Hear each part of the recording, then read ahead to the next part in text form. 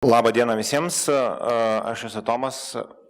Manęs organizatoriai prašė jokių būdų neatsisukinėti ir nežiūrėti į ekraną, bet aš tenais nieko nematau, tai žiūrėsiu dėl to, kad turiu pakankamai silpną atmintį. Lewisas Mumfordas yra sakęs, pagrindinė miesto funkcija yra paversti galią formą, energiją, kultūrą, negyvą materiją gyvais meno simboliais, o biologinė reprodukcija socialiniu kūrybingumu. Išvertus į paprastesnę kalbą, miesto funkcija yra įkvėpti žmonės, be to, kad žmonės mieste eina į darbą ir valgo, miestas turi juos įkvėpti. Ir šiandienos mano tema yra Vilnius, kuris yra išalkęs idėjų. Manau, tai puikiai palenda po idėjų miesto tema. Vilnius tokį, kokį turime, iš tikrųjų yra vertas daugiau. Mano draugas susipažino su studente iš Kinijos ir paklausė, iš kokio miesto jinai yra. Ir jinai sakė, tu nežinosi, toks mažas miestas. Sako, tai koks? Wuhanis? Aš nesu tokia girdėjęs gyvenime. O kiek jame gyventi? 7 milijonai. Ir tai nėra toli gražu didžiausias Kinijos miestas. Tai kai toks paprastas pavyzdys, bet jisai puikiai iliustruoja tai, kad mes, tai maža šalyje ir maža mieste, esame linkę susireikšminti ir mums atrodo, kad mes esame tokie ypatingi, tuo tarpu pasaulyje milijonai didesnių miestų. Ir kartu mes suvokėme, kad Vilnius nėra ne tik tai didelis ar labai reikšmingas, bet Vilnius netoks jau ir ypatingas iš tikrųjų, jeigu taip jau labai atvirai savo prisipažinus. Mūsų senamiestis netoks gal gražus kaip Prahos, Briugės architektūra įspūdingesnė, Sagrada Familia Barcelonoje, turbūt visos mūsų bažnyčios tilptų jos šešėlyje ir taip toliau ir taip toliau. Bet laimiai, kadangi tai yra mažas miestas, skirtingai negu didelių miestų problemos, mums trūksta ne oro, jis pakankamai dar neblogas Vilniuje, o šviežių idėjų. Nes tos architektūros ir tų bažnyčių, kurias mes turime, jos gražios, bet jų neužtenka apie save pasakyti pasauliui ir kartu įkvėpti žmonės, kurie gyvena mieste. Nes tai yra iš tikrųjų, kur mes praleidžiame didžiąją savo gyvenimo dalį. Tai šios prezentacijos tikslas yra pasiūlyti ir parodyti, ką galima nuveikti su Vilniumi ir pakalbėti apie tokius labai praktiškus dalykus. Aš kalbėsiu apie idėjas, kurios visą laiką yra tokios pakibusios ore ir truputėlį neaiškios, bet kita vertus, man atrodo, aš turiu vieną mintį, kurią mes galime pabandyti, pasvarstyti ir galbūt netgi pabandyti gyvendinti. Jinai pakankamai apčiuopiama ir reali. Prieš atvykdamas čia, vakar vakare aš Facebook'e paklausiau savo draugų, kokie pirmi 3 žodžiai arba pirmos 3 asociacijos, kurios jiems yra šauna į galvą, kai išgirsta žodį Vilnius. Tai nežinau, ar jūs matote, bet be gausybės atsakymų,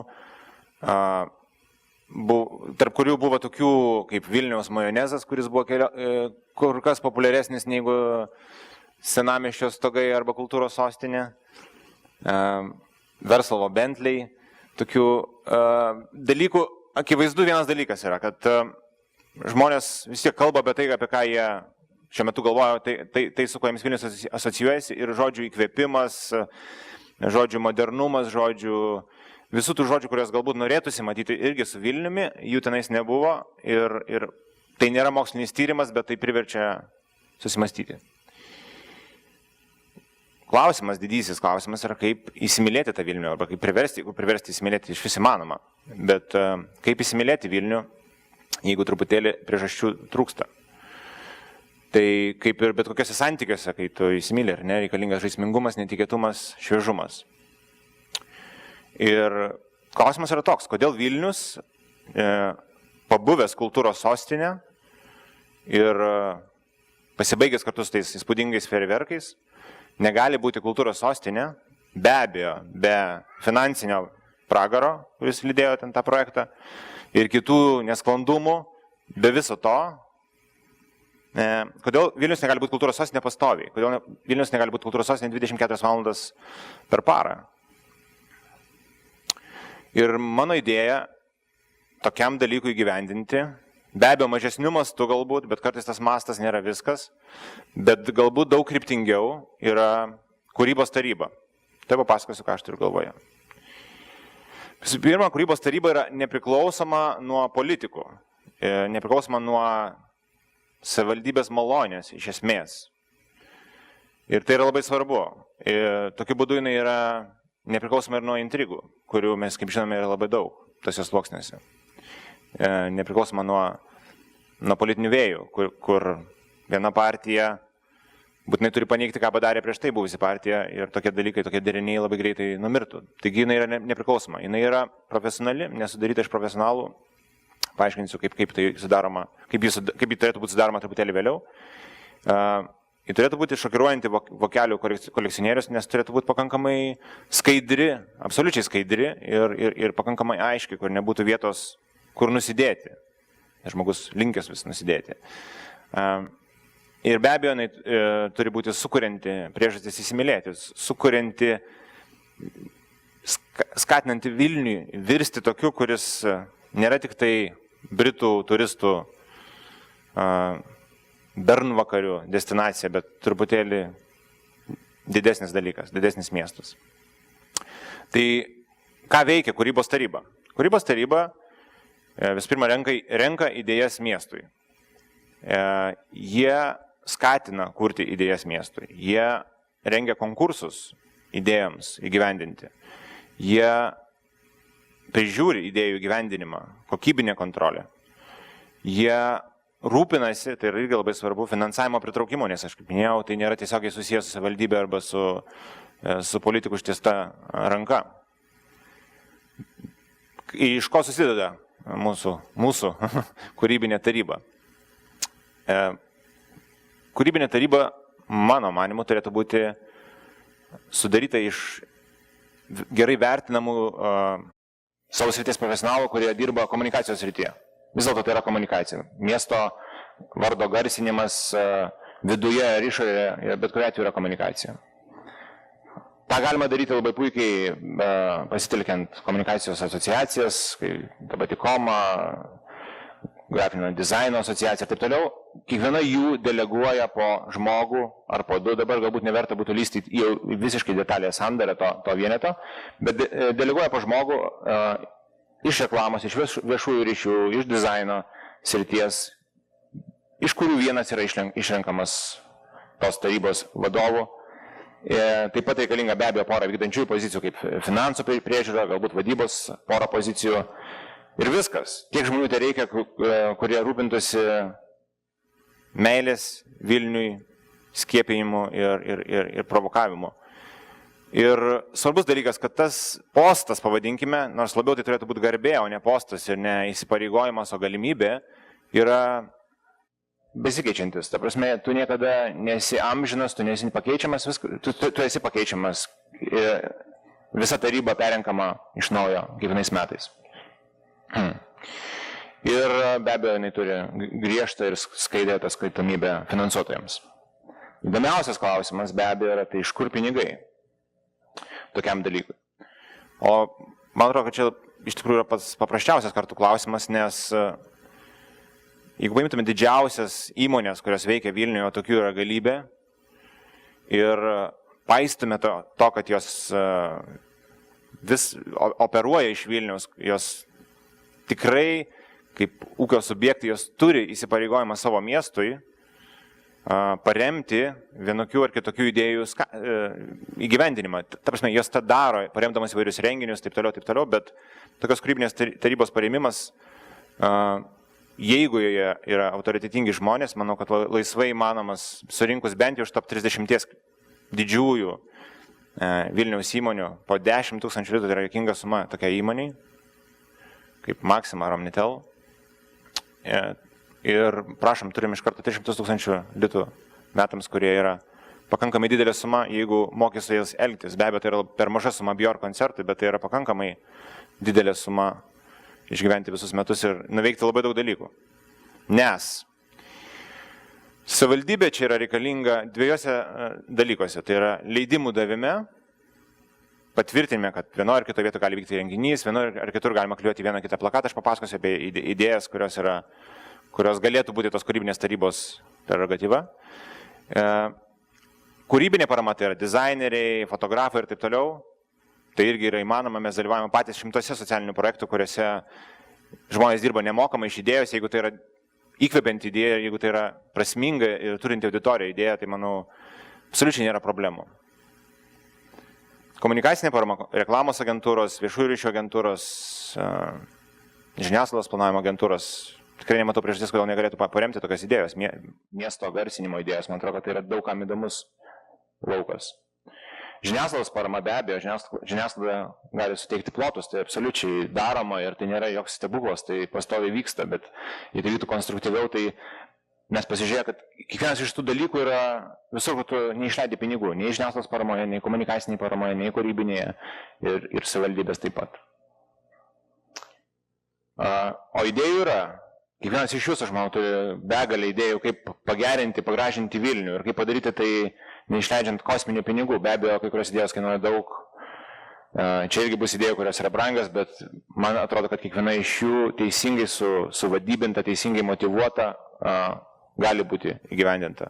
Ir čia yra tik tai tokia santrauka kelių minčių, apie kurias galbūt verta pamastyti ir po šito pranešimo parašyti man laišką ir galbūt mes pradėsime kažką galvoti kartu ir daryti kažką kartu. Nes tik tai toks tikslas ir yra - įkvėpti ir pradėti kažką daryti. Ne tik tai šnekėti be abejo. Tai jas tik tai reikia leisti įgyvendinti. Pradėkime nuo Vilniaus išvaizdos. Labai paprasta patikrinti Vilniaus išvaizdą ir aš kalbu apie komunikacinę išvaizdą. Be abejo, namų mes nerestauruosime turbūt, nors irgi viena mintis bus apie tai, bet pažiūrėkime į Vilniaus komunikacinę išvaizdą ir tokią komunikacinę sveikatą. Čia yra logotipai, kuriuos Google'as išmeta, jeigu tu įvedi žodį Vilnius, daugiau mažiau tokius. Yra ir oficialūs miesto logotipai, yra ir Vilniaus naudojimas naktiniuose fotokonkursuose ir taip toliau, ir taip toliau, ir taip toliau. Ir aš garantuoju, kad jų yra tikrai daugiau. Bet mes, nebūdami jokiais komunikacijos specialistais, greitai pastebėtume, kad jie tarpusavį neturi absoliučiai nieko bendro. Ir tas nėra labai gerai. Be abejo, daryti per keletą metų, bet akivaizdu, kad vienos linijos ir vienos vizijos, koks yra Vilnius ir koks yra Vilniaus prekinis netgi ženklas, nėra. Tai be abejo, kad diagnozė dabartinė situacija yra Vilnius serga šizofrenija. Bet be abejo, mes žinome, kaip viską pataisyti ir kaip padaryti daug geriau. Vilnius turi turėti vieną veidą, kuris, pavadinkime, tai angliškai žodis open source turėtų būti principų atvirasis kodas, kuris dalinamas į kairę dešinę laisvai visiems, kas nori jį naudoti. Tai turėtų būti ir logotipas, jisai turėtų atsispindėti ir žemėlapiuose, bukletuose, taksi, autobusuose, oro uoste, svetainėse, suvenyruose, bet kur. Tas dalykas turėtų būti pakankamai nuosekliai įgyvendinamas ir turėtų trukti keletą be abejo metų tokios išvaizdos ir sukūrimas ir išlaikymas, neskubėjimas vėl keisti po poros metų. Čia yra pavyzdys iš Barcelonos, daugelis jūsų yra buvę tenai. Jie labai gražiai su to tvarkos, jie turi tokią storą riebę B raidę, nes Barcelona atrodo taip akivaizdu, bet jinai yra estetiška, šiuolaikiška. Čia yra B raidė prie turgaus, čia yra B raidė ant šiukšlių dėžių, nežinau, ar nelabai gal matosi. Čia yra B raidė ant miesto automobilių ir taip toliau ir taip toliau. Kodėl Vilnius to negali pasidaryti, negali to pasidaryti skoningai ir gražiai? Klausimas, bet kūrybos taryba, aš manau, kad galėtų tą labai lengvai skoordinuoti. Ir be abejo, palikime gintarą ir bažnyčias ramybėje, kam reikės, nueis pasižiūrės. Bet manau, kad laikas truputėlį mums pradėti Vilnių versti 21, o ne 18 ar 19 amžiaus miestų. Susitikimo vietos. Gerai pagalvojus, tai jeigu ne baras ir ne Akropolis, tai ne lauke šaltesniu laiku, o šaltesnis laukas ir šaltesnis metų laikas ir lietingas metų laikas Lietuvoje yra labai dažnas, susitikti labai sunku. Tu eini arba į Akropolį, arba eini gerti. Tai ar gali egzistuoti erdvė Vilniuje, kur yra visiškai elementariai ir paprasta, kaip yra daugelį pasaulio šalių, soliukai, galbūt nemokamai dalinamas knygos, galbūt kažkokia paroda. Čia yra daug pavyzdžių iš įvairių šalių, kaip tai galima estetiškai, gražiai ir kūrybingai padaryti. Ir svarbiausia, kad niekas ten nieko neparduoda. Tiesiog vieta, galbūt labiau centre, kur žmonės susitinka pabendrauti, pašnekėti ar ramiai paskaityti knygą, nes aš manau, kad tikrai sveika turėti alternatyvą Akropoliui. Statulų ataka. Jeigu mes pasižiūrėtume, kokie, nežinau, X skaičius dalykų, bet pagrindiniai dalykai, kurie pirmiausia apie Vilnių pasakomi įvairiuose užsienio giduose, turistų giduose ir dalykai, kuriais bene labiausiai domisi turistai, tai tarp jų tikrai galbūt ne pirmo vietoje būtų Franko Zappos pakankamai toks avangardinio muzikanto, sąlyginai netgi nepopuliaraus muzikanto statula. Tai jeigu, mano mintis labai paprasta, jeigu Zappos statula susilaukia tiek dėmesio, ir tai yra vienas iš tikrųjų iš Vilniaus ypatingumų, tai kodėl turizmo departamentas skiria pinigus kažkokiams tai mūgiams, kai tuo tarpu galėtų paversti Vilnių statulų miestų. Pavyzdžiui, čia matome fone be abejo amerikietiškas užmačias, jie nesismulkina, bitlai didesni už namus, bet temų yra milijonas. Įsivaizduokite, jeigu Vilniuje būtų garsių kino režisierių, ne? Felinio, Hitchcocko ir Kubriko statulos. Tai turistams, man atrodo, tai būtų fantastiškiausias dalykas. Miestiečiams aš net nekalbu, bet jeigu jis būtų dar be to pakankamai modernios, jeigu nepatinka režisieriai, rašytojai, nepatinka rašytojai, žemiau yra muzikantai, jeigu nepatinka muzikantai, mes krepšinio šalis, prašom krepšininkai. Jeigu nepatinka visa tai ir tai neturi jokios sąsajos, kaip mes labai visą laiką bijome, nedaug dievė kažkas atsiranda, kas neturi sąsajos. Zappa nelabai turi sąsajų su Lietuva, nėra jis labai jau lietuvis.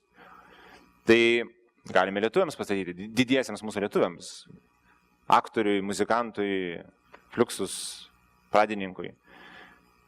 Tai atrodo tokia pusiau utopiška galbūt mintis, bet iš tikrųjų gerai pamačius yra žiauriai potencialiai iš turizmo požiūrio taško. Tai aš manau, kad finansavimą, jeigu ne turizmo departamentas, kuris galbūt būtų pasyvus ir skeptiškas tuo atžvilgiu, nors tai labai naudinga miestui, tai bent jau turistus medžiojančios įstaigos kaip restoranai ar viešbučiai galėtų būti tokių projektų mecenatais. Tikrai tai nekainuoja kosminių pinigų, jeigu savivaldybė, kaip ir minėjome, atliktų savo funkciją, suteikdama leidimus, kažkiam viename ar kitame nuobodesnėme parke, leisdama pastatyti 3 garsių režisierių statulas, man atrodo, kad mes turime netgi efektingesnį dalyką už kultūros sostinę. Tai taip paprasta. Man bent jau taip atrodo. Dideli objektai, čia į tą pačią temą, mes esame miestas beveik be didelių objektų, išskyrus be abejo namus ir kelias statulos. New York'e pavyzdys jums pažįstamas puikiai, dideli objektai, ne man turbūt jums aiškinti, ką dideli objektai suteikia, bet be reikšmės ir tokio masiškumo dydžio pojūčio, kartu įprasmina ir erdvę, ir tai yra labai abstrakti mintis, bet tai yra labai, aš manau, irgi labai paveikia mintis. Meno sienos.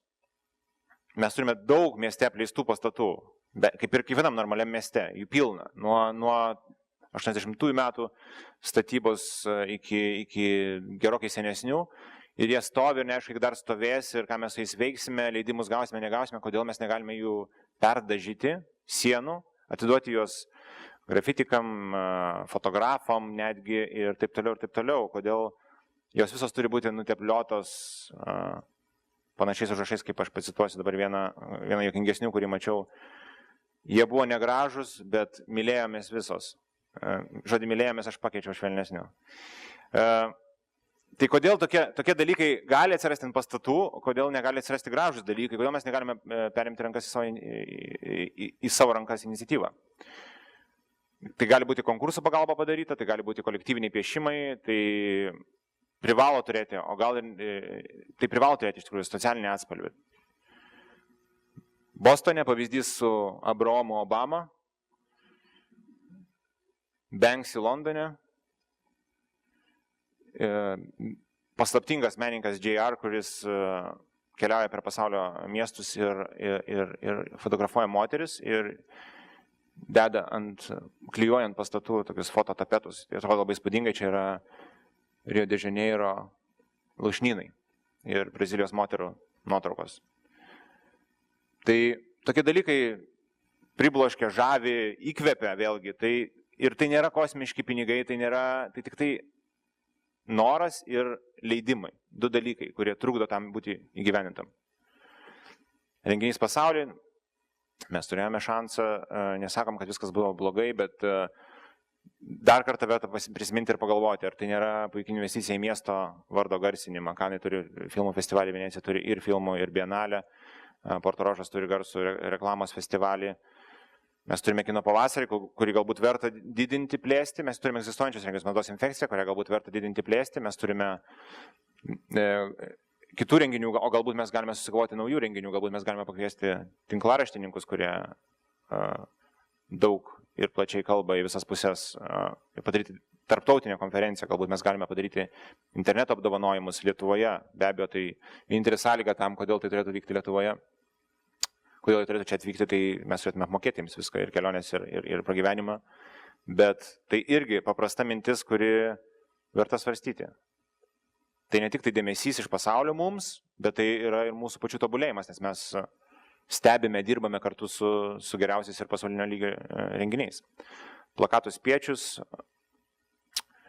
Mes turime dabar situaciją, kai mieste pareklamuoti renginį yra pakankamai sudėtinga. Jeigu tai darai plakatu, tai dažniausiai nelegalu, tave gaudo ir baudžia, bet žmonės vis tiek jas klijuoja, jas užklijuoja ant kažkokio apleistų pastatų ir taip toliau, tai atrodo baisiai, jie nuplėšiami, viskas, vieną minutę, viskas pakankamai negražu. Kodėl nepadarius, nepasiemus lauko reklamos gamintojų, nesukūrus atskirų stendų lentų, kur galima skirti būtent renginių reklamai, nes renginiai yra miesto skruzdėlynas, renginiai rodo, kad miestas yra gyvas, tai yra gerai užsieniečiams, tai yra gerai mums gyvenantiems. Jeigu tai atrodo pakankamai atgyvenusi idėja, klijuoti, teplioti ir taip toliau, padarykime elektroninės lentas, kur keistųsi informacija apie vykstančius renginius, elektroninės skrajutės. Gatvių sekmadienis, turiu skubėti, nes mane išvis nuo scenos nepabaigus, tai persiųsiu, kas norėsite prezentaciją. Gatvių sekmadienis labai paprasta idėja, kodėl nepakvietus, nepaskyrus kiekvieną sekmadienį naujos gatvės, kuri susitvarko, kuri vienaip ar kitaip susirinka kartu, tai yra iškomunikuojama jiems. Kiekviena gatvė gauna Vilniuje po vieną sekmadienį savo susitvarkyti. Ar jie sodina kažką, ar jie tvarko aplinką, tai nebe taip svarbu, bet tas kažkoks konkurencingumas, kuris galbūt net atsirastų tarp šalia esančių Raugyklos ir Steponų gatvių, galbūt toks lietuviškas bruožas išryškėtų ir mes turėtume visiškai savaime gražėjantį miestą, be jokių pastangų, be išvis beveik su keliais išleistais litais. Dėžutiškų žmoginimas labai irgi aktuali problema Vilniuje. Jūs be abejo žinot, kad yra Vilniuje naujas rajonas, kuris pravardžiuojamas Kosovu. Tai kaip jūs vis dar žmonės, kurie gyvena Kosove, jaučiasi? Turiu Vilniaus Kosove. Kaip jie grįžta namo? Ir ten yra baisu iš tikrųjų. Tas miestas, ta dalis padaryta, ten yra baisu, tai yra baisus beveidžiai pastatai. Be pigumų, kai mes gyvename kažkur tai centre, senamėse ir ten daugiau būname. Bet kodėl mes negalime tų pastatų nudažyti gražius bent jau numerius? Fabijoniškėse kadaise buvo bandyta daryti tai su dideliais numeriais, tai yra jau vis šis tas. Čia Rusijos pavyzdys, nežinau, ar jūs žiūrėsite, bet toks slaviška interpretacija, radikali galbūt, bet mes galim tikrai kažką gražaus padaryti tais namais. Pakelkime nuotaiką tiems žmonėms, kurie ten gyvena, tai yra baisu, lazdynai, visa kita. Pagražinkime tai. Naujokų namai, tas vyksta su Fluxus ministerija labai gerai, bet galbūt reiktų pagalvoti apie kablį, neaišku, koks kablio likimas, geležinio kablio likimas. Išnaudokime jį kaip erdvę, kur gali rinktis naujokai ir kuri gali funkcionuoti kaip normali koncertų erdvė, parodų salė arba paskaitų auditorija. Ir suteikime normalų palaikymo mechanizmą. Čia yra atskira labai didelė tema apie naujokus, kaip juos reikia suportinti ir palaikyti ir skatinti. Ir kad jie turi būti nemokami tie renginiai ir kad galėtų ateiti jų fanai, kurių jie turi 14 tuo metu, bet ateitų pasiklausytų to jų koncertą ir tai būtų pilnavertė erdvė. Bet aš turiu lėkti. Vilniaus istorijos, New Yorko, Paryžiaus pavyzdys, be abejo, didesni garsesni miestai, bet kodėl mes to negalime padaryti. Filmas su kultūros ministerijos palaikymu, mažai tikėtina, bet gal. Lietuvos ir užsienio kūrėjai apie Vilnių. Atsiveškime keletą žinomesnių režisierių, apgyvenkime jas Vilnių savaitėje. Tegul jie pamato miestą, tegul padaro trumpą filmą apie Vilnių, apmokėkime tai. 14 novelių, pilno metražo filmas, garantuoju, poveikis bus didesnis ir nauda didesnė negu Tado Blindos. Ir taip toliau, ir taip toliau. Svarbiausias dalykas yra, kad neįgyvenintos idėjos sensta ir miršta, todėl paimkime bet kurią iš jų, paimkime vieną idėją, susisiekime ir pradėkime jas daryti. Tokia mano žinutė yra. Ir aš tikiuosi, kad po 5 metų, jeigu mane dar pakvies čia skaityti pranešimo TED 15 metais, tai aš galėsiu pasakyti prezentaciją, kuri vadinasi, kaip Vilnius tapo idėjų miesto, ne kaip Vilnius taps, ar mums reikia idėjų, ar mes vargšai ir taip toliau.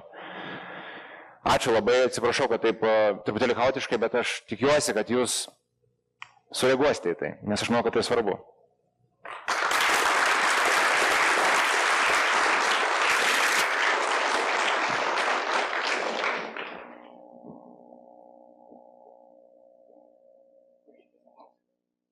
Labai. Tomai? Klausimus?